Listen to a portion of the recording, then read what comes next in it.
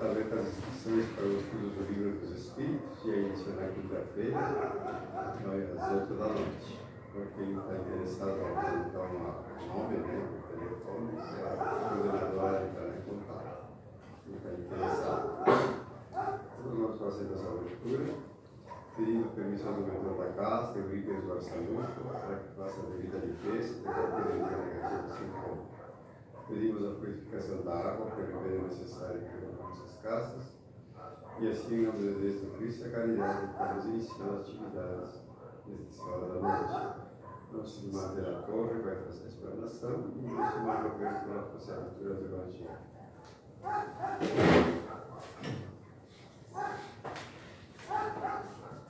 Boa noite. Leitura do Evangelho, capítulo 24. Não coloqueis a lâmpada debaixo do alqueire. Não se acende uma lâmpada para colocá-la debaixo do alqueire, mas coloca-se no candelabro, a fim de que ela ilumine todos os que estão na casa. Mateus, capítulo 5, versículo 15. Ninguém acende uma lâmpada para depois cobri-la com um recipiente ou colocá-la debaixo da cama. Ao contrário, coloca-a num candelabro para que aqueles que entrem vejam a luz. Pois nada há de secreto que não deva ser descoberto, e nada de oculto que não deva ser conhecido e manifesto publicamente. Livro de Lucas, no capítulo 8, versículos 16 e 17. Aproximando-se seus discípulos, disseram-lhe: por que lhes falas em parábolas? E respondendo-lhes, disse: porque a vós foi dado conhecer os mistérios do reino dos céus, mas a eles não. Falo-lhes por parábolas, porque veem sem ver, e ouvem sem ouvir nem entender. E é neles que se cumprirá a profecia de Isaías, que diz: ouvireis com seus ouvidos, mas não entendereis. Olhareis com vossos olhos, mas não vereis. Porque o coração deste povo tornou-se insensível, e seus ouvidos tornaram-se surdos. E eles fecharam os olhos por temerem, para não acontecer que vejam com os olhos, e ouçam com os ouvidos, e entendam com o coração, e se convertam. E assim eu os cure. Está em Mateus capítulo 13, versículos 10 a 15. Que assim seja.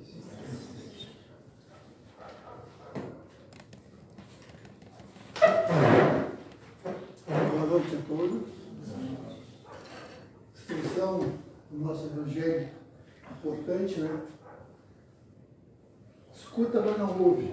Olha, mas não enxerga. Pense com o coração, para que possa se converter.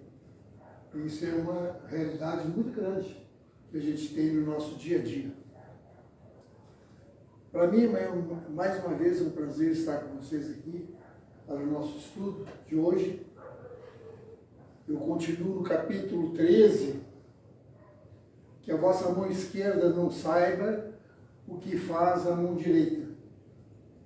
Estamos no item 4 desse capítulo. E antes de começarmos os nossos estudos, eu peço para todos respirar fundo, assim, 3 vezes.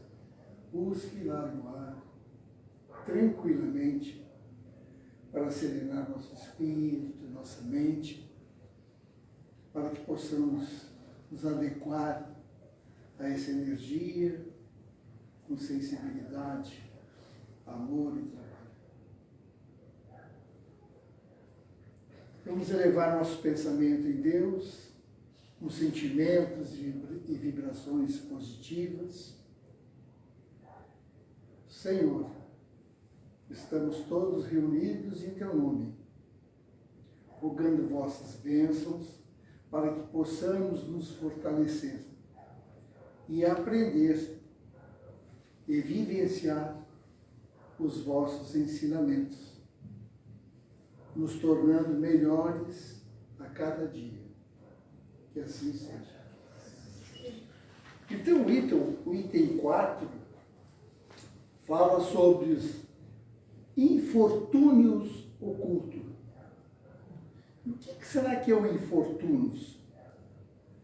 Allan Kardec já descreve que que os sofrimentos que passam despercebidos de todos nos lares, onde sem queixas e sem coragem de sair à rua pedindo ajuda, ou porque estão impedidos de fazê-lo, esses são os infortúnios, discretos, ocultos, que na verdade a generosidade sabe e descobre-os, sem esperar que venham pedir assistência.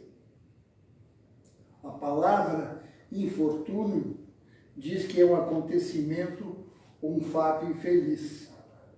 É uma adversidade, é uma desgraça, é uma infelicidade.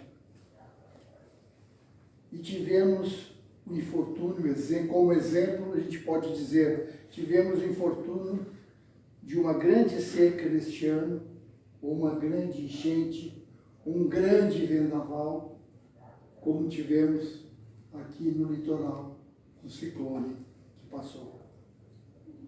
E é nesses momentos de tristeza, onde muitos irmãos perdem tudo que têm. Perde a casa, perde a roupa, perde os alimentos, ficam doentes, têm necessidade de coisas importantes que não conseguem adquirir. Mas a gente vê uma grande campanha do povo solidário àquele sofrimento, não é verdade? E isso aí é muito bom, é muito importante, porque aqueles que estão passando por isso estão sofrendo. E no momento que o povo, que as pessoas se importam com esse próximo, é uma demonstração de carinho, de caridade. E isso, eu digo, é fundamental para essas pessoas que estão passando necessidades. Mas, conforme o nosso capítulo 4, temos que estar atentos. Por quê? Por que ficar atentos? Porque os infortúnios, pequenas desgraças, estão em nossas voltas, até mesmo antes do ciclone, e passam por nós despercebidos, sem que notamos, sem que nos chame a atenção que ali naquela casa estão passando necessidades, estão sofrendo, que não precisaria um ciclone para chamar a atenção deles. E eles não são profissionais de ir pedir na rua. Eles não são profissionais de mendigar. São pessoas boas, pessoas que trabalham, pessoas que amam o próximo e que estão passando um momento de tristeza. Interessante, que diz assim: é através dos seus próprios infortúnios que uma pessoa se torna sagaz. Uma pergunta interessante. Sim, é através disso que uma pessoa se torna sagaz. E o que quer dizer sagaz? A gente sabe. Sagaz, o que será? É uma pessoa que, além do sofrimento, além do que ela passa, além do que ela presencie, além do que ela venha a receber, ela possui uma sagacidade. É uma pessoa que tem muita facilidade para compreender algo que a maioria de nós, às vezes, não consegue. É uma pessoa perspicaz, que dificilmente poderá ser enganada. E por que eu estou falando isso? Porque existem pessoas assim, existem pessoas necessitadas, existem pessoas muito bem aplicadas nessa situação, que dificilmente são enganadas, porque elas têm fé, elas acreditam que existe uma força superior que possa defendê-las de tudo aquilo que é ruim. E ela fica astuta, ela percebe, ela consegue quase ler o pensamento das pessoas e se protege assim. Para a gente ter uma ideia do item 4 do capítulo 13, nós vamos começar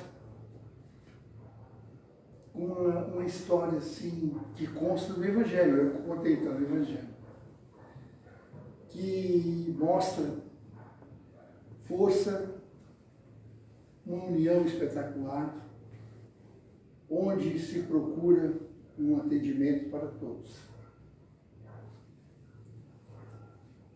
E esses desventurados, discretos, ocultos, sofrem muito com isso, porque eles passam fome e não pedem, passam dificuldade e não buscam.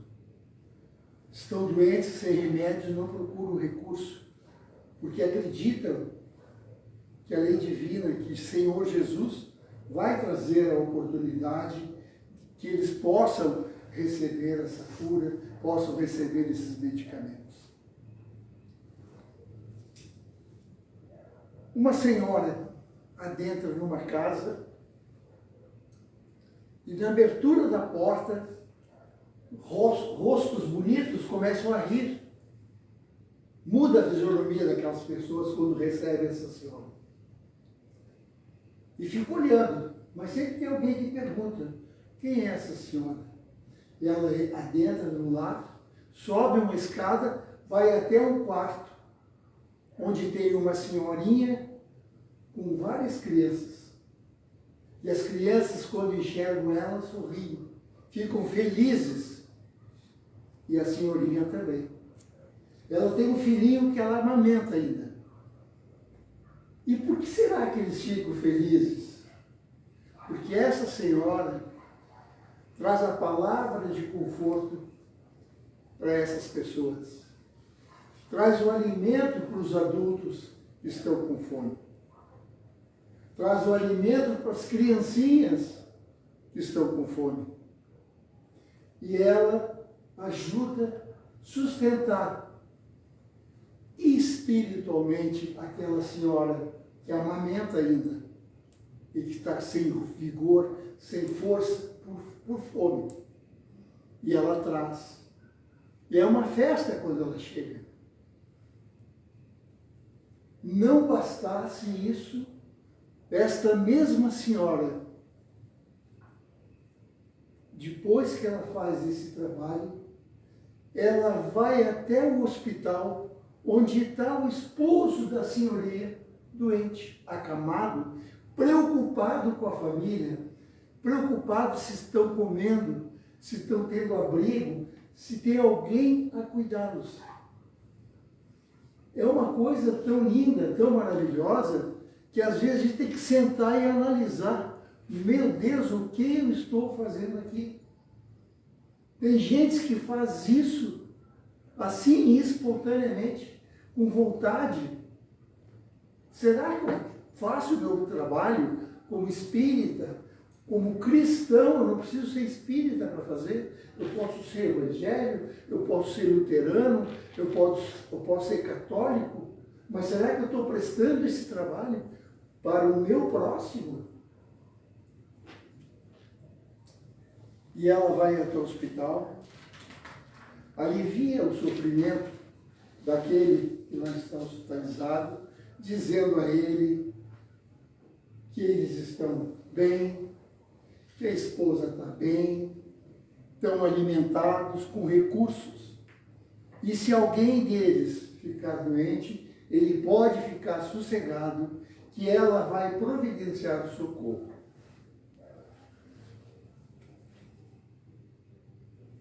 Mas quando ela entra no quarto e vê aquele monte de criança, nós humanos logo vamos pensar na miséria, no sacrifício, enchendo a casa de filho. Não é verdade? Às vezes a gente pensa isso. Tem fome, todo dia vem pedindo comida, mas não para de ter filho. Gente, essa família é a exceção. Ela tem vários filhos, mas o marido sustentava, a esposa ajudava, eles tinham um ambiente familiar de base religiosa, espiritual, independente da religião. E a gente às vezes faz essas pesquisas, essas perguntas, que a gente pode se considerar que somos preconceituosos. Nós cometemos o pré-julgamento sem conhecer o verdadeiro fato de que está ocorrendo. A gente não pode julgar as circunstâncias sem conhecê-las verdadeiramente, não é verdade? E essa senhora, quando vai à casa dessa família, ela leva a filha dela, uma moça jovem. E todas duas estão vestidas discretamente. E uma da senhora da casa perguntou: por que tu tiveste assim, se tu tem condições de estar bem vestida pela tua posição na sociedade? Sabe o que ela disse? Eu não quero emitir uma coisa que eu não sou através da minha roupa. Eu não preciso fazer isso. Eu tenho que estar preocupado com as coisas que eu faço para o bem, pela caridade, pelo amor ao próximo. E não bastasse isso, após a saída do hospital, a menina que acompanhava a senhora pediu: mamãe, eu também quero fazer a caridade. Eu gostei de como tu fazes, eu quero fazer também. Aí ela disse para a filha: que caridades vais fazer com aquilo que tu não tens? Tu tem que pensar. Tu já parou para pensar, se eu te der um bem para te dar a alguém para ajudá-la, esse bem quem está fazendo sou eu, não é tu. Nada tu tens para oferecer. E a caridade nos faz assim. A gente tem que tirar de nós para poder doar. Então tu faz o seguinte: na próxima ida ao hospital, tu vai comigo na parte infantil, onde nós largamos os alimentos para eles. E tu, chegando lá, pede para as enfermeiras roupas, agulha e linha, e fabrica roupinhas para aquelas crianças. Aí sim, tu está dando algo de ti. Aí você está praticando a verdadeira caridade. E continuou seu caminho, ensinando essa filha como deve agir, amar o próximo. Um velho dia, nessas andanças da vida, batem à porta da casa dela. Ela vai atender a porta, é uma assistida dela daquela casa. E ela quis pedir a bênção para a senhora, e ela disse: silêncio. Não comente nada com ninguém. Aqui ninguém sabe o que eu faço. Silêncio. Aí eu lembrei, quem é que pede silêncio quando fazia caridade? Lembram quando Jesus fez uma viagem, estava descendo, se não me falha a memória, um morro, e os leprosos foram a encontro dele, pedindo a cura, e um deles disse: Senhor, se tu quiseres, tu me cura. Eu te peço que tu me cures. E o que ele disse? Eu quero. Estendeu as mãos, tu está curado. Porém, não contes para ninguém, mas te apresenta para o sacerdote. Aí eu fiquei intrigado. Se não pode contar para ninguém, por que se apresentar para o sacerdote? Claro, naquela época, quem tinha lepra era considerado pecador, era uma pessoa assassina, era uma pessoa ignorante, uma pessoa que batia, uma pessoa revoltada, e como castigo recebia a lepra. E todos aqueles que se curavam tinham que ir até o sacerdócio para mostrar que estavam curados. E Jesus repetiu: não contes a ninguém. E essa senhora fez a mesma coisa com aquelas funcionárias que chegou lá daquela casa pedindo para ajudá-la. Queria agradecê-la, abraçá-la, e ela não deixou.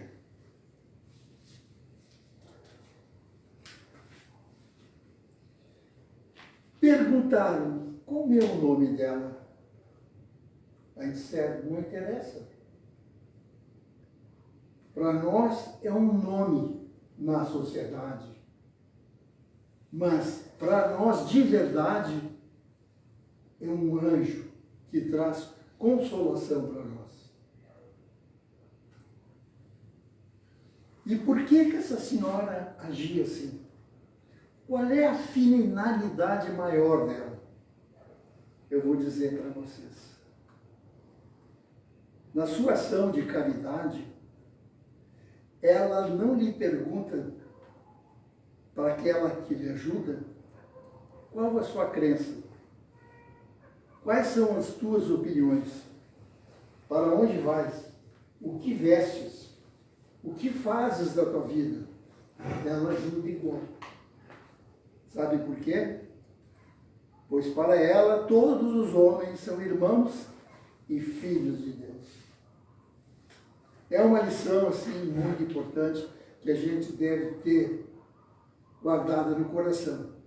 Hoje, com essa leitura que eu estou preparando para a gente estudar junto aqui, eu comecei a analisar esse sentimento interno de cada um que todos temos, não é só eu, todos temos, uns mais evoluídos, outros menos, mas existe uma sensibilidade que às vezes a gente treme analisando o nosso interior.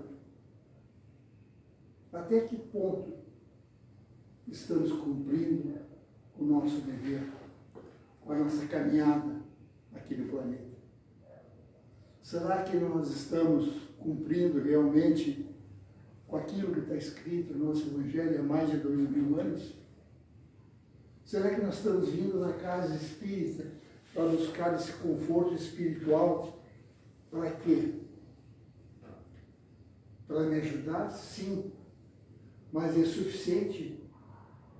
No momento que eu sou ajudado, eu tendo força, eu tendo energia, a minha obrigação é ajudar o próximo.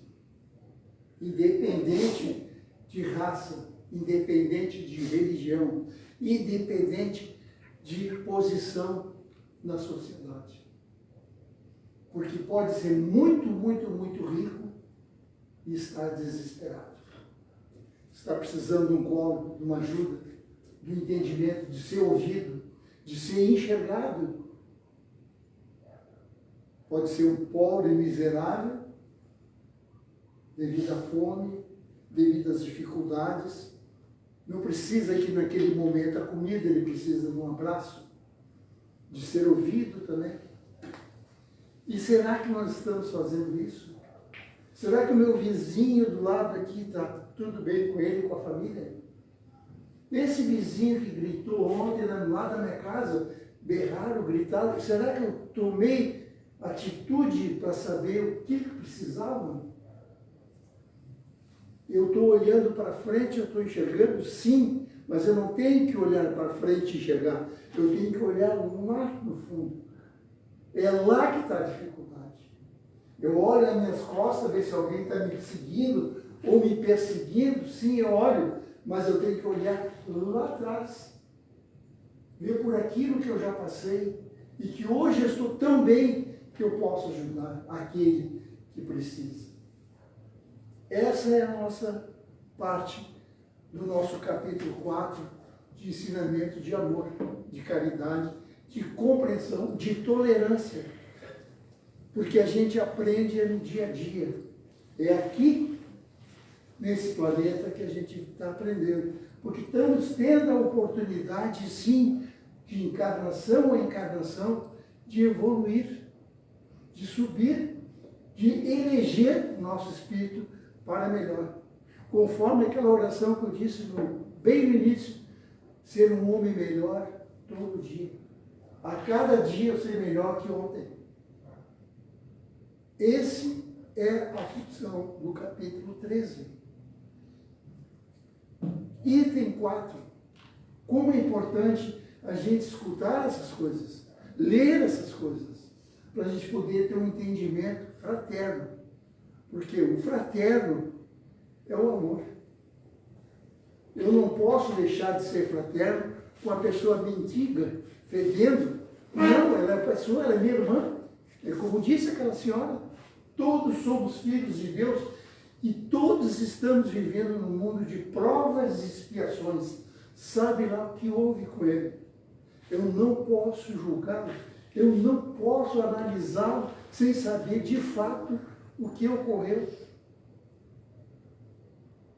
Então o Evangelho nos dá essa oportunidade de estudar e fazer com que a gente busque as nossas necessidades espirituais através da nossa caridade, através da nossa fraternidade. Eu sei que é muito fácil falar, eu sei disso. Eu também sou humano, eu também erro, eu também faço as coisas erradas. Mas por isso a gente tem que se ater no estudo. Buscar dentro da doutrina para mim ser melhor hoje do que ontem.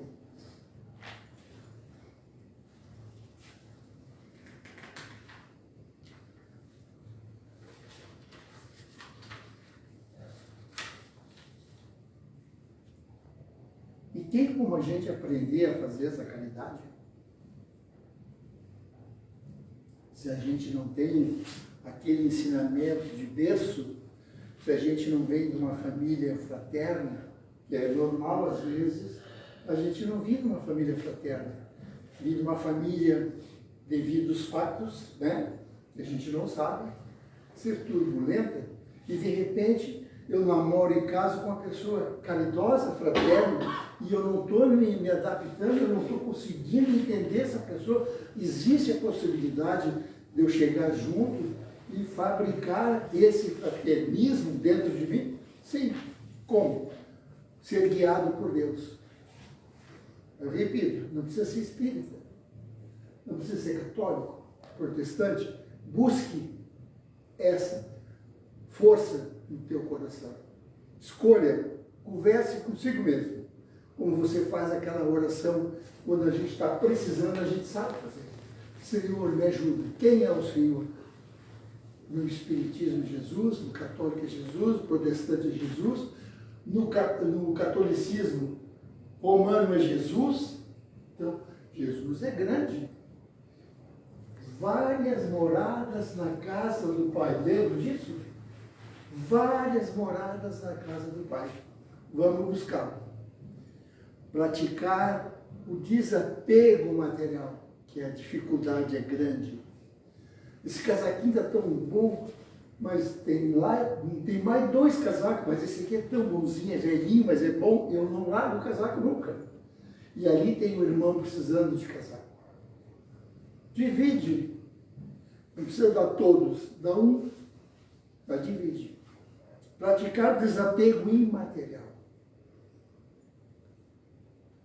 Nós, às vezes, prejudicamos o nosso parente que desencarna, porque nós não paramos de pensar e pedir que ele esteja bem, que ele esteja tranquilo. Deixe a espiritualidade trabalhar com ele. Que nós temos orientação aqui na casa que a vida continua. Ele perdeu o corpo, perdeu a matéria, mas o espírito continua.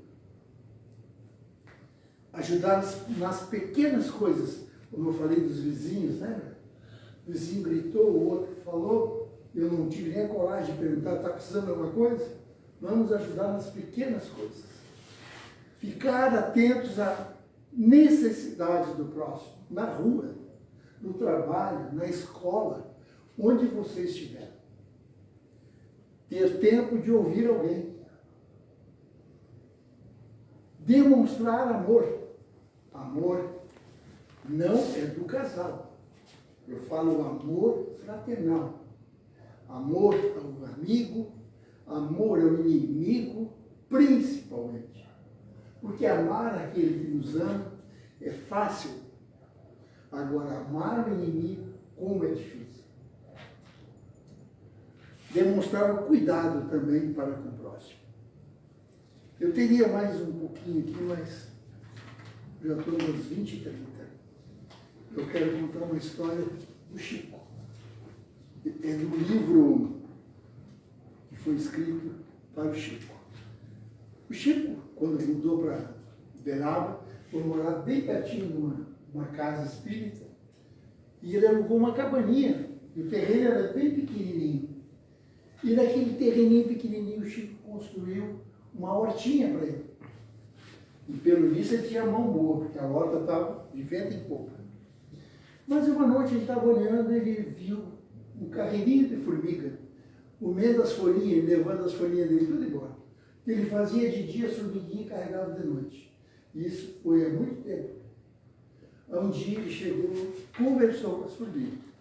Donas formigas, vocês têm que ter atenção que vocês não estão praticando a caridade e nem o bem. Está vendo aquele terreno do lado ali? Ó? É um terreno vazio, é um terreno que Deus botou ali para vocês, se quiserem usar, pode usar, que não mora ninguém. Deixa a minha hortinha aqui. Não precisou 3 dias, as formiguinhas foram embora. Ficou só uma. Aí o autor do livro perguntou, Chico, e aquela que ficou, o que é? Era subversiva. Gente, muito obrigado, uma boa noite. Que o Pai do Céu abençoe a todos. Então, nós vamos ir para a evaluação para os lares, que você se concentre para enviar um pensamento positivo para o irmão que está precisando de ajuda. Nós vamos ter a frente de São Francisco, podem acompanhar o pensamento. Senhor, faça de mim um instrumento da tua paz. Onde houver ódio, faça que eu leve o amor. Onde houver ofensas, que eu leve perdão. Onde houver discórdia, que eu leve a união. Onde houver dúvidas, que eu leve a fé. Onde houver erros, que eu leve a verdade. Onde houver desespero, que eu leve a esperança. Onde houver tristeza, que eu leve a alegria. Onde houver trevas, que eu leve a luz. Ó Mestre, faça que eu procure mais consolar que ser consolado. Compreender que ser compreendido. Amar que ser amado. Pois é dando que se recebe, é perdoando que se é perdoado. E é morrendo que se vive para a vida eterna, e que assim seja. Vamos para a paz.